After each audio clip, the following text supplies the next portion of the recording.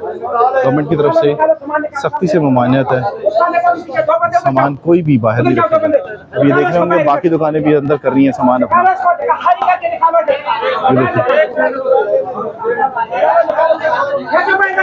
ये देखिए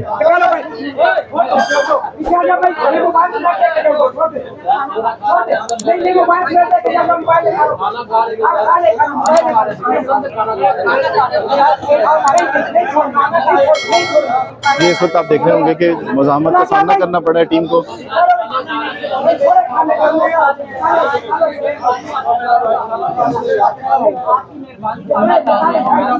दुकानें भी बंद हो रही हैं, साथ साथ लोग दुकानें बंद करके जा रहे हैं। ये ऑपरेशन यहाँ पर शुरू हो गया।